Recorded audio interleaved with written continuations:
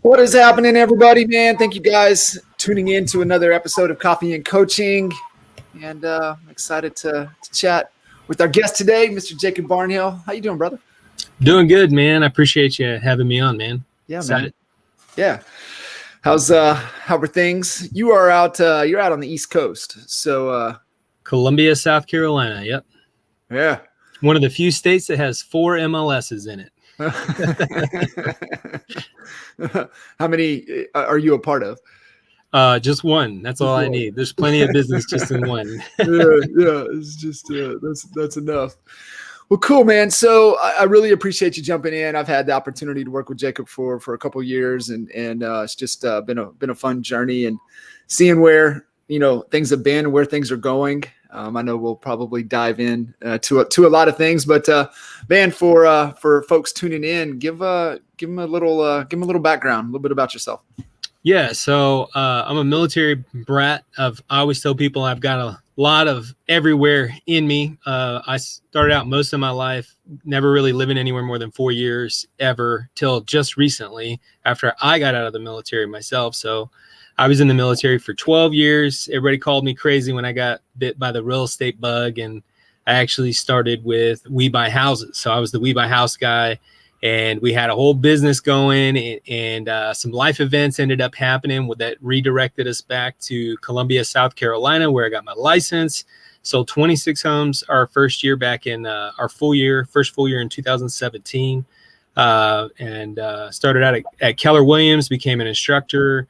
And now, since being and coaching with you, last year we did 46 transactions, and we're still trying to hit the gas pedal and keep it going, grow our team, and keep things going up from there, man. So those are the cliff notes. There's the cliff notes, man. How was, what does that do to you, as a kid and growing up and bouncing around and, not living anywhere more than 4 years? Actually, then I hated it. I hated always having to make new friends. I hated that. That was the worst. But now it's like, I always said I have 1,000 gears. And now I'm finding, like, as I talk to more people and I'm doing more business, I'm like, maybe I don't want so many gears, right? But I did feel that way for a long time, where I just could kind of fit in anywhere and kind of get along. I was more kind of the glue person, right?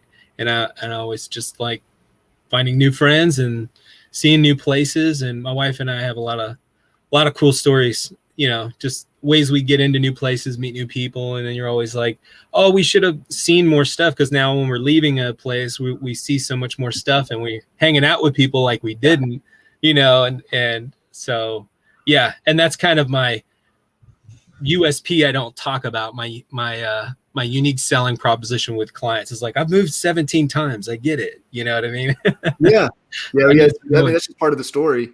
What was the coolest place that you ever were at? Our favorite, my wife and I's, was Germany. And Germany, I actually spent the most time in. That was my last, my dad's the last duty station and my first duty station.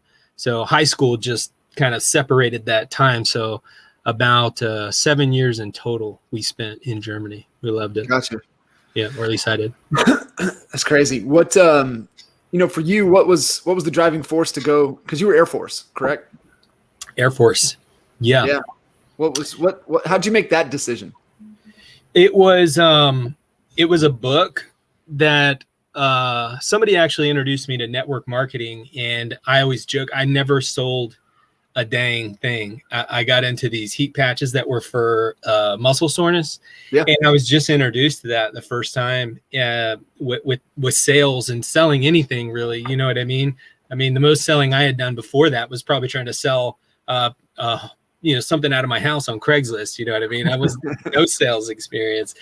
And so I was trying to sell these heat patches, And that never worked out, but someone gave me Robert Kiyosaki's book, and that was just making me think different about money. You know, even though he's a real estate guy, real estate really didn't catch me yet. So I was on one of my deployments, 2015, I think, ish. And somebody gave me, a different guy gave me a different book, and it was about wholesaling. And I read that, and I was just like, I could do this.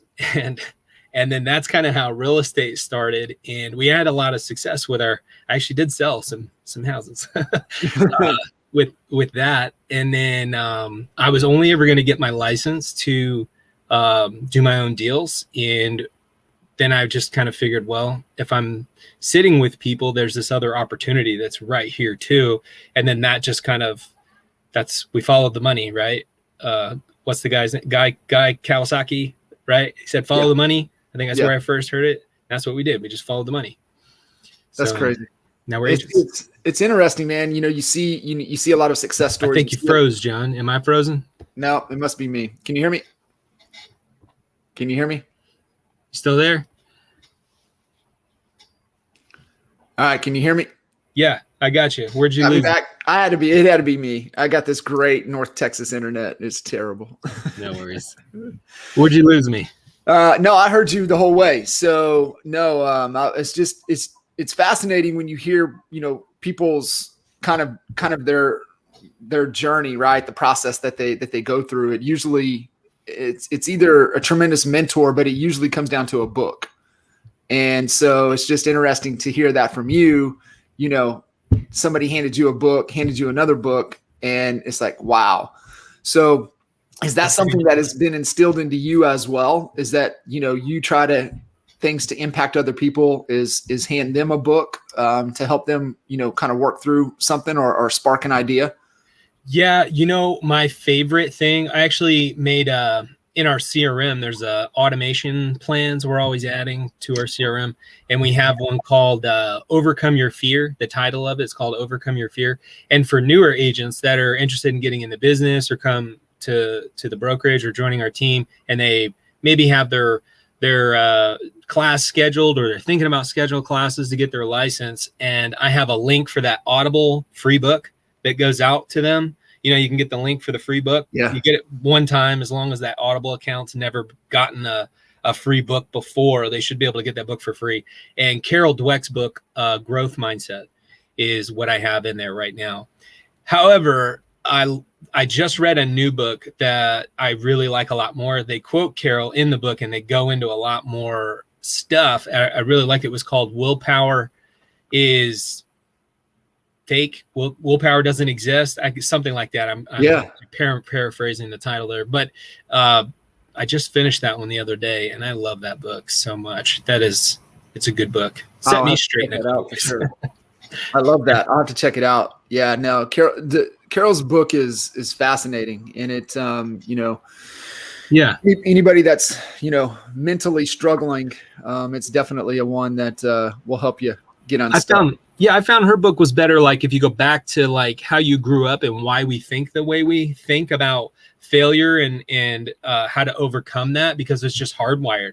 And then that instantaneously just got me thinking consciously about everything that you were doing. That was one of the books that I read, I think back in 2016, that really, I think that it was one of those monumental books. It wasn't one of the first few books, but it was very early for me that I read that book. And it's just, I've rewired since then. That was probably the book that I went on trying to read every Robert Kiyosaki's book that I could get a hold of. And some books I would get a hold of and I would just reread them 12 times. I got some books I've read 20 times, you know, in just a few years. And that book is just something that you need to learn, you know what I mean? And that book just rewired for me. But the other book, I was trying to look it up, and it must be in my other Audible account, but the Willpower book, that one is more like practical knowledge. And I really found that one would be useful for newer agents, because it's all about how does that day look, right?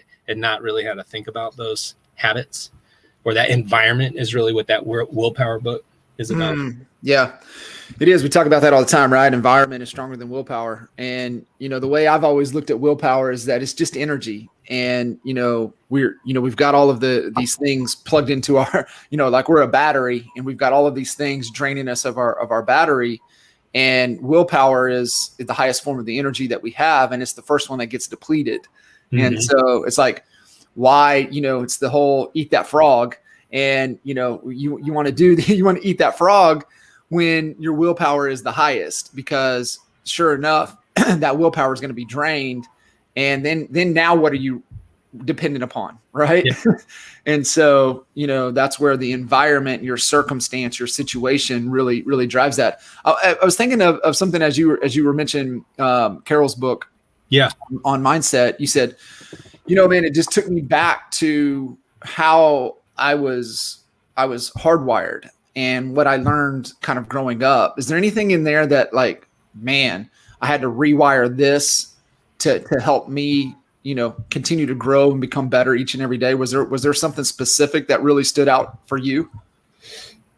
I have to remember, man. I've rewired so hardcore, man. Or maybe I was always that way. I don't know, but I know I've read a lot of books. It's just, I don't have one thing that's, because there's a lot of it was subconscious. If I was to pick something, it was probably, I've always been the person that would be gritty, I would just do whatever it took if I really got my head and passion wrapped around something. I've always been that way. But instead of like avoiding something that didn't work the first time, just trying to figure out what's that next thing. How do I get this to work? I know this works. I just don't know something, so like failing forward in a task, I think, and is something that really changed with all of that. And in my hardwiring is not being afraid of things that I guess that are perceived not to work for whatever reason, right? Whether you have, just a misunderstanding of something, or you have the general consensus of other people saying, oh, that's probably not going to work. I heard a friend say that it's not going to work. But now I'm more of like, okay, well, how do you know that? What makes you say that? Right. Is it so now it's more of a push to get to the truth, right? Yeah. Yeah. Now it's like, yeah. Sometimes maybe it's like a challenge for me, but I think that's always been a part of me. But the part that's changed really is like, now I know that it's just going to take a couple times to get there. If I truly feel like I'm going to be able to get it and not avoid it and try something completely different, it's like, all right, I feel really strong with this. There's just something I don't know. Let's keep going in that direction until I figure it out, rather than being diverting and getting off course. And that was something learned, right? Yeah. That wasn't like instilled. I'm with you, man. That's, just kind of reflecting back and thinking through, some paths and some decisions, that get made, and it goes back to our whole environment is stronger than willpower. And just thinking through some dumb shit stuff we did in high school, just because of, my friends and, that circle that, and, just because those that you value their friendship and trust, and you have that relationship, and they say something whack that you look back now, you're like, that's the dumbest thing ever. But that seed, man. Yeah. That seed's planted and you behave that way. Right. And man, you're so spot on, man. Environment is stronger than anything. Benjamin Hardy. Willpower doesn't work. Willpower doesn't work, man. I'm on it. Cause I believe that. That is my new favorite book. I honestly believe that. And so I always come back to, okay, well, what's the circumstance? What is my environment? And man, I'm just thinking through like just years that we go down and behave a certain way because of one seed that was planted. Oh, man, and that's how powerful that is, right? I love that movie with DiCaprio, Inception, to where they have to go and they plant the seed, right? And they go back in time. And it's just, I mean, if you really understand what they're doing in the story, they're just planting that belief in his mind to where he has to then think a certain way to where he feels a certain way to where now he behaves a certain way, which will get them the result that they're after. And I mean, when you understand that combination and that dynamic, I mean, it's so powerful, and you can change so many things, right? If you understand that. Yep. What for you, man? I know. So we chatted getting into the Air Force. Was that a family thing, a family tradition? What was it? Yeah. So most of my family actually are Marines, aunts, uncles, cousins, Grandpa Barnhill, Marines.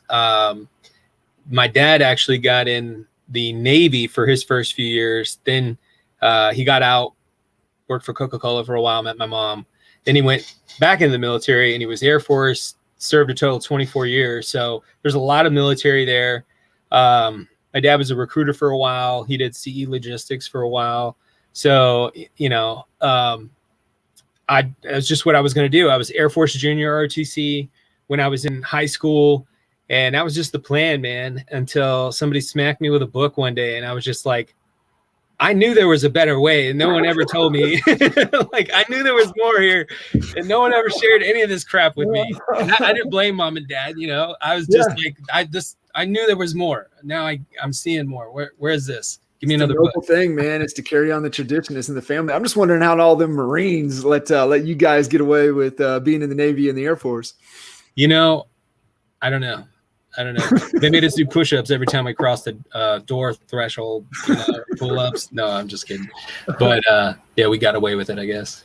We got some cool retired Marines here in the neighborhood, and they're awesome. But they don't. I mean, they'll let you know. They know. You know. You definitely. They still let us come around.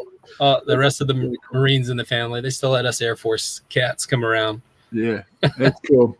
So, you know, kind of fast forward into, you know, into real estate. You know, most people get into selling real estate by default, right? Like, it's like, I mean, how I got in, right? It was just, hey, I'm working operations for this guy that's selling a lot of houses. Hey, let me get licensed. But most people just fall into it. And so, like, for you kind of fell into it from the investment side. But at what point, like, hey, I can also get a little bite of this apple if I go and sell. So where for you was that, hey, let me leap in here. And a better question, you know, hey, I got a better way. When did you know that, hey, I can let go of the Air Force monkey bar and I can go all in on real estate? All right. Yeah, I'll start with that second one since we're going in chronological order here. So I tried wholesaling on my own for a while, just out of that book that I first read.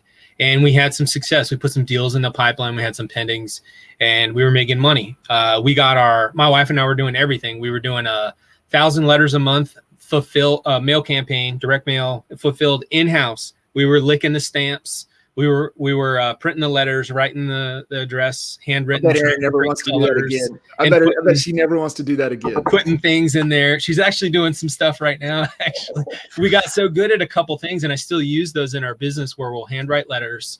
Actually, out of a shot of 14, I sent because when I started, I used to door knock too, and I would door knock pre-foreclosures for a guy that we kind of partnered with that was doing short sales. And because we did that, I had the eye for the ugly houses. So when I door knocked around open houses, I was like, all right, I'm keeping an eye out for these ugly houses. And that was one of the things we were doing was we would send for ugly houses when we were trying to pick stuff up off market. And I would also mail the nicest ones on the street. And I would say, hey, thanks for making my job easy as a real estate agent. Your house is beautiful. Here's my card. I wouldn't ask for anything. I just dropped that little nugget in there. You know, and we got a call out of a shot of 14 of those, and we sold a $150,000 home, and we put them in a $435,000 home, and that was within 6 months. They just off of one letter. Not that works all the time, but it worked that time, and that's just how powerful some of that stuff can be. I'm still talking to people that we door knocked from when I originally had started, and you know, like I said, I was always gritty. I didn't mind working. And when I was doing the investment stuff, it was we had a team at the largest. We had 1,000 direct mail going out. We had a team of 3 or 4 people that were driving for dollars, and they were tagging homes. right, that were ugly, and we covered a whole county in a year. And then we had our virtual assistant who still works for us to this day, and does some, data consolidating and spreadsheets and stuff. He would go scrub the county tax record for the right mailing address and build that mail list so Aaron could fulfill the direct mail in-house. Then we also were throwing out all the bandit signs, the We Buy House signs. We were doing 100 of those. Aaron and I would wake up at 4 or 5 o'clock in the morning. I think at the end we had our drive team putting the signs out. So we had our Drive for Dollars team, our sign team. We had our virtual assistant. We were doing direct mail, and I was taking the calls in-house. That was our business. And then I had the short sale guy giving me some other pre-foreclosure lists and stuff like that, and I'd go door knock them, right? So it was pounding pavement, man. We were just doing the work. And so that's kind of how I got started. And then I was going to get my license so that we could start doing a MLS offer system. I was going to create a pipeline of making offers on MLS properties when we were in Washington State. So does that answer the first question? That's what the business looked like. Man. Yeah, just trying to get in. What was the transition? And then so you're in there starting making some money, and then you guys were good. Like, hey man, I'm out. I'm done with the Air Force. Yeah, so that was a year before I had already started that business before I put in my separation paperwork, and I had planned to get out. So what was that decision? Because I think a lot of people, get into real estate part-time, doing other things. Like, at what point, from a decision, like you're like, all right, I can let go of this and swing into this more full-time? Yeah, we were already committed. I was doing out processing. I was going through my transition program with the military, and it's kind of hard to talk about. It's not a fun part of the story, but life sometimes will throw you some major curveballs. And the guy that we were working with the short sales, we had the majority of our deals in with, and he got in a motorcycle accident. He raced motorcycles, and he ended up dying, and dad got cancer. I was getting out the summer of 2016, and the beginning of that year, we had our kind of guy that was partnered with us with the short sales and helping us close a lot of our deals. He died. Dad got cancer. And I was kind of going through some struggles with new leadership in the military that didn't like what I was doing, trying to separate, and I was trying to set myself up to get out. And it was just a struggle, man. The whole chessboard just seemed to like blow up, and we had all this stuff going, but it was like this. We had already jumped off a cliff. You know what I mean? There was no going back. So with dad, being in his condition, my wife and I just had that conversation. We're like, we're going to go home and we're going to start over. I was in the middle of getting my license in Washington State. And then we blew a bunch of cash, man. We're actually still paying off some of that debt. I haven't been in real estate that long, but we're still paying off some of that. And, we had to start completely over. So what my business looked like when I got here, I was calling people out of the paper, calling contractors. I was going to build my investment business back up and do the same thing. And I was trying to figure out where to hang my license. And I looked at Keller Williams at the time because they had, I knew that they had good training, and I knew they charged a little bit more for it, but that just made sense for me. And then when they introduced me to the team and the Red Book, I latched onto that, and that made a lot of sense for me at the time. And I went that direction. And when they just started teaching me all that stuff and how to sit down with people, and I went through their courses, I was like, I could do this too. I'm already going to be sitting with people in this other stuff that I'm doing. It just happened so fast. I was selling 26 homes, my first full year. I just stuck with that. The investment stuff really never really got built up. I was making phone calls with that stuff, and I found my first listing through an investment list that I had that I was calling. It was an investor's first flip property. That was my first listing, my first piece of business. And then I found somebody. I put some creative finance together for some a small rental portfolio that we own with some seller financing. So we kind of have that Swiss Army knife element to the business now, where we can truly be a solutions expert with sellers. And that's just kind of where I found my niche now over that time. Well, I also love too, man, you said in the beginning, you got to make sure it's part of the story, bro. You moved 17 times. I mean, you get it. Like if anybody understands it, like ain't most people moved more than 4 or 5 times in their life. You moved 17. I mean, that's enough for like 4 different families. So some of those moves wouldn't be ideal for most people. I know the last 2 or 3 years I was in the military, I would always joke, I don't even know where my underwear drawer is, because I literally lived out of a suitcase, because I was air crew and I flew on C-17, so I was always gone. So I didn't really have an underwear drawer. It was whatever bag you had with you. Whatever bag. No, it's awesome, man. So you get in, we're starting to get going, just trying to figure things out. I mean, you've got that, like you said, Swiss Army. What excites you the most about this business?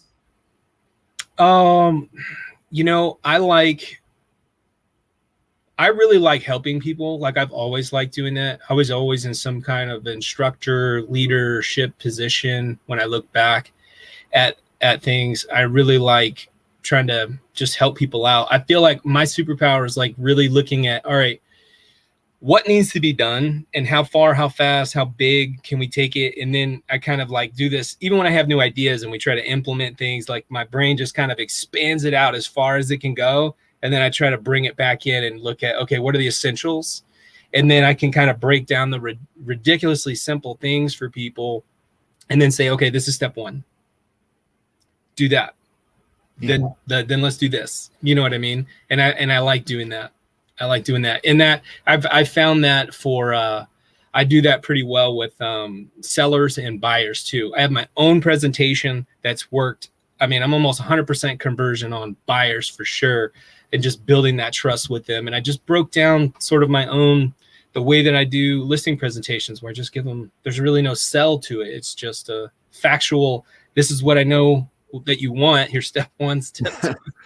You know what I mean? Yeah. Yeah. It's giving them a process. It's giving them I have a process. Yeah. And a track record, proof in the pudding. Yeah. Yeah, for sure. Man, what so right now, business focus, what's working?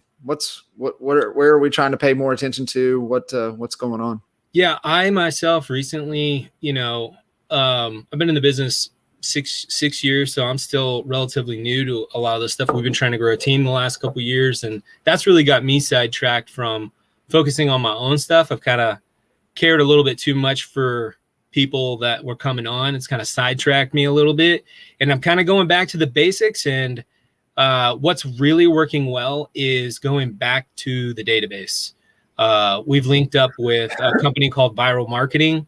We're sending out 2 videos every month, and we have a market update that goes out every month. Every single person that we have of the 7,000 that are in our database roughly are on market reports every 2 weeks, and daily, if we haven't had a conversation with them yet or whatever, they're on daily listing alerts if they have an email address. So we can see the back end of people opening up the emails. Have they looked at, are they requesting for a home value report? How many times have they shopped, favorited, all that stuff? I cannot tell you. I've recently got focused back on all this stuff. I've been setting an appointment a day the last couple of days. We talked about that. And that's just cherry picking the leads out of that 7,000. I can see what everybody's doing. And my calls are much more strategic by getting that database set up and having that CRM where I can see what people are doing in the back end, right? Making sure they're all set up on stuff. And then with that is, as we start to get the team going again, we're bringing on more agents. We're doing a lot of recruiting efforts right now. That's what's going to be duplicatable and scalable for us, because that's what we've known. We've always been very heavy referral based and people that we've known, and just mastering that database. We have a new admin that's coming on. She's a big Buffini fan, and she has a referral process that's worked really well with a team at Connecticut that's been doing over 120 transactions. So awesome. We're going to plug her into that system, get the new agents that are coming in plugged into that system. And that's really what's working well right now, man, is just looking at what we already have and how do we get the juice out of that. Are you seeing, things gravitating and moving towards relationship focused, just more trust And, we talk about this even on the agent attraction side of things, that, the power of creating content is because the people watching create and have a relationship with you. They have a relationship with your content. And so doing that in a market, and then the database and the touches, it feels like you're starting to create a relationship with them. And is that kind of the direction and kind of what you guys are seeing in your market and moving forward? Yeah. I mean, I think that was a big thing. That was a big push that everybody was talking about when I was listening to a bunch of stuff and trying to figure out our direction with COVID, was get into that database. And we've been doing stuff, but now it's like we're hyper focused on it. And definitely, man, I would say 100%. It's always been that way, but it's even more important now. And especially as I think, changes that are going to happen in the industry, still a lot of fear out there with everything going on, and lack of inventory, and everybody having their, mindset around the market and maybe not wanting to make some decisions and sitting on their hands. I think it just really matters a lot to have those relationships in so many ways right now. So, and it's like one of those things that you have like tickling the hairs, the back of your neck, and you always know you should be doing it. And now that you're doing it, you're like, why wasn't I doing it? I'm with you 100%. It's the brick, in my opinion. Like, that is the first brick. When you know how your database and your people that how they should be set up and how you should be providing value to them, then, only recently, really the last year, I've really gotten that more to the point where I'm like, it's just a waste. Everything else that not a total waste, we've learned on stuff, but it's like, we should have been doing this all along. So we knew exactly how to place an expired in the database, place a for sale by owner, place these and stay in touch with them. You know what I mean? I can't tell you the effort that I've put into myself and people in other lead sources, that, you're just trying to figure all that out, but they all end up going into that back end, that brick system, and that brick kind of morphs to those other lead sources. That's just my take on it. My opinion. We've screwed that up. Man. We're trying to have different silos and these oil wells you guys always talk about, but they're sort of like separate. That's how I thought about it from the beginning, but they're drawing that oil out of those sources to go back into a home base. And we're communicating with those people because only 3% are going to do anything right now. So all that opportunity needs to go back somewhere to do anything with it in the future. Yeah, I'm with you, brother. 100%. I believe you want to build this model on lifetime value, LTV, not be focused on the transaction treadmill, getting in there, building relationships, creating experiences, and really, joining the conversation, whatever season of life they're in, whatever climate the market may be in. We're adding value and having conversations to what's going on in their mind, right? So that was a perfect example of what you were saying during COVID, reaching out to them and just joining the conversation in their mind, right? There's a lot of uncertainty, and it's just checking in. How are you guys doing? Anything we can do to help? We're here for you. What, just how are you? Right. Yeah. So that was the right thing to do during that season. Right. So right now it's a different season, Yeah. They might be able to get the most amount of money for their home. Yeah. Ever. Well, I think a lot of people are sitting there just wondering what the market's going to do, but they're missing out on the opportunity that's right now. So it's just good to communicate all around for whenever people are going to want to make a decision and do anything, because there's opportunity right now too. And then there's also going to be opportunity down the road, and you need to build those impressions, that mind share with them, so you're that person they think of. 100%. Are you doing anything inside the database that's allowing you to capture personal relevance, little hug points, little touches about that person?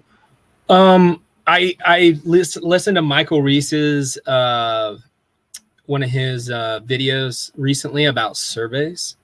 And I think I just sent it to you this morning. You got to check it out, man. I'll check it. Yeah. We're getting ready to send it out. And it's just, we're doing a couple different giveaways through it to get more people to kind of get engagement.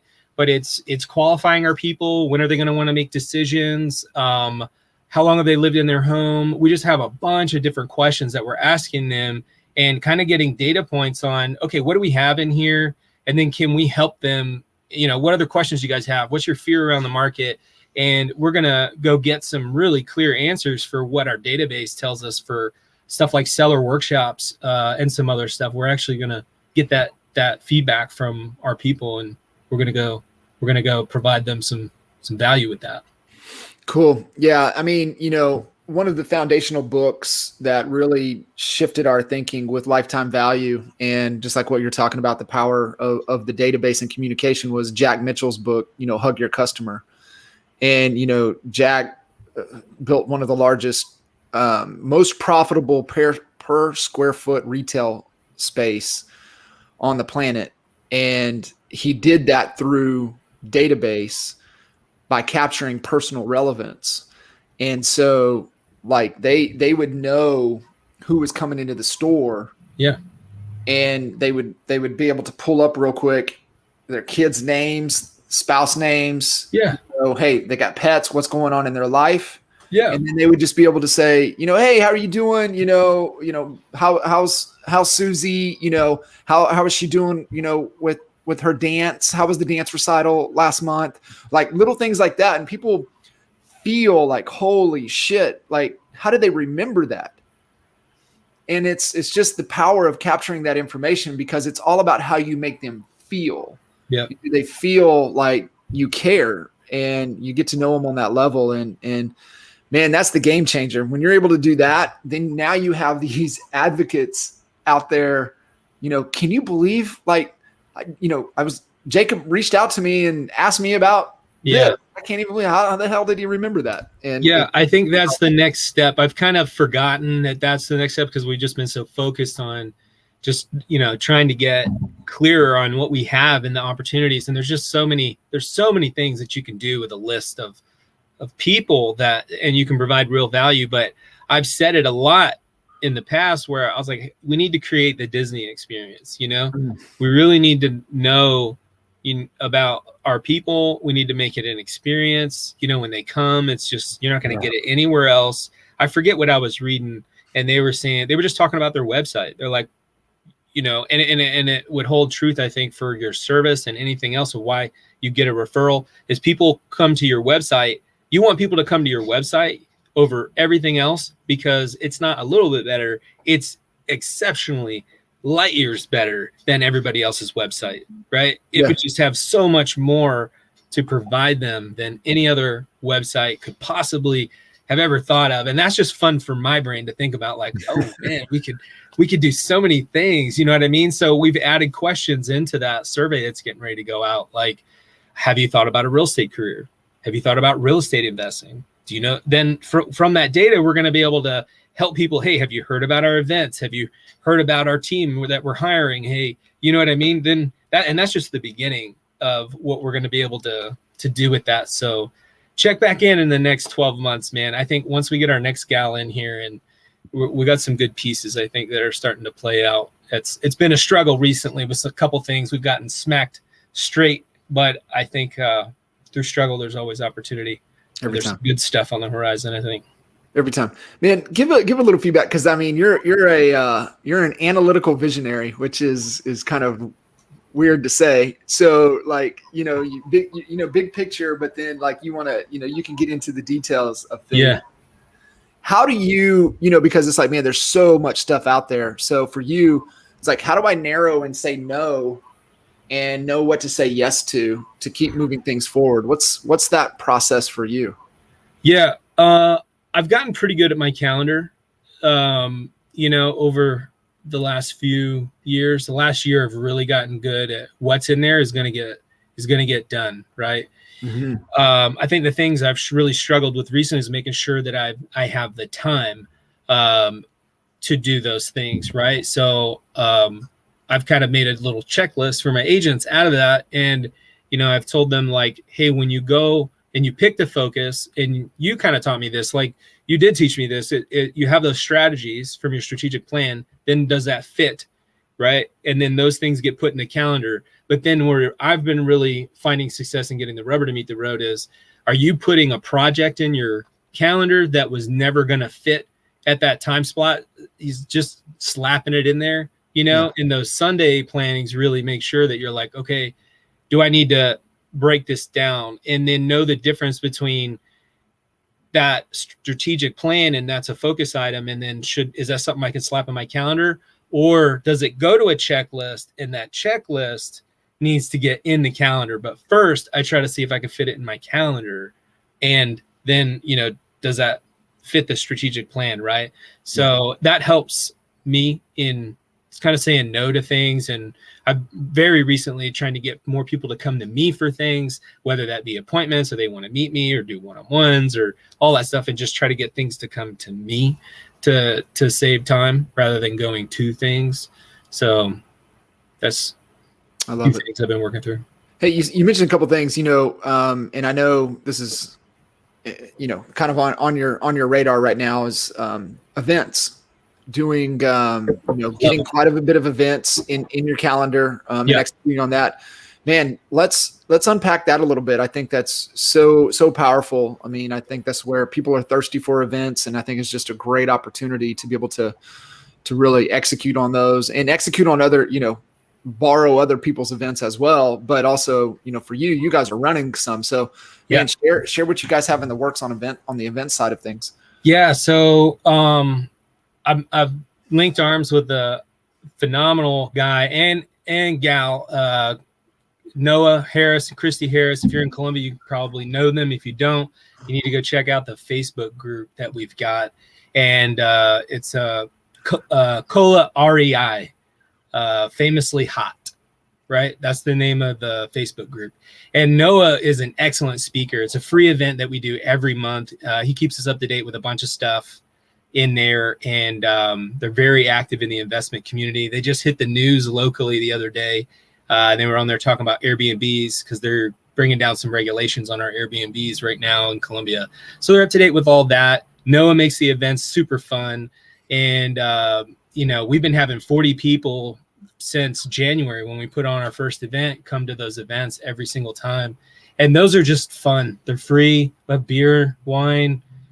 We've been getting guest speakers and running panels, and we're just having fun talking about investing, entrepreneurship, private money, how to find off-market properties, all kinds of investor stuff. We have a lot of agents that'll come in there too that are kind of interested in both, or how to help their clients do this stuff or doing it themselves. So that's a really fun one right now.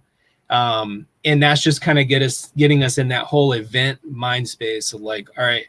And that's the world that Noah and Christy actually come from. They have been in the event circuit for a couple different, I think they worked for Trump, Kiyosaki, between the two of them, and Fortune Builders.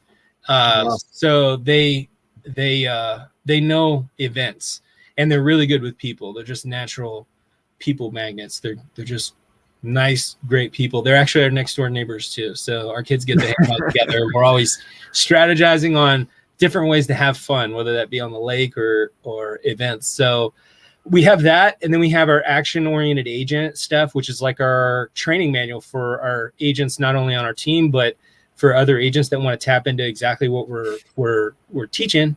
And we just did our first one last month, and we're doing our next one in September. And we got really good feedback on that. And that's just business A to Z fundamentals for a newer agent, but any agent, whether you're thinking about getting your license or anything, I think could get a ton out of that.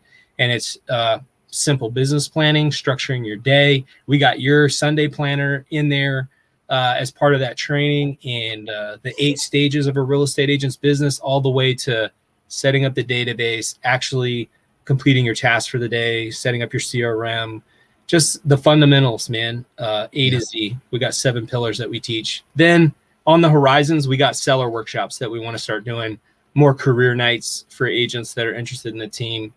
And there'll probably be more events, client events, things like that too in the future. I like events. I got to get FaceTime. Yeah. FaceTime's the most valuable. Yeah. I mean, I mean, you know, that's what drives whatever you're trying to build. So, you know, what are all the easy ways that we can get face to face, you know, one to many instead of fighting the one to one, and the events allow you to do that. So it's really a great strategy. And I love the investor one that you're doing, and definitely get him on board with us very, very soon. Yep. Cool, man. So, well, I appreciate you jumping in, hanging out with us this morning. You mentioned something there. I know you're all about the lake life. That's like your place, isn't it? Yeah, dude. That's all I want to do. And I'll go out there by myself, man, if I could have it my way, and just tie a float to the boat and just float, just hang out in the water with a beer in my hand. Yeah. Do nothing for a while. Yeah, it is pretty magical for sure. Brother, I appreciate you, man. Thank you for jumping in, adding a ton of value, and I'm excited to see what's happening in the future there in Columbia. Thanks. Appreciate you, John. See you, brother. Peace out.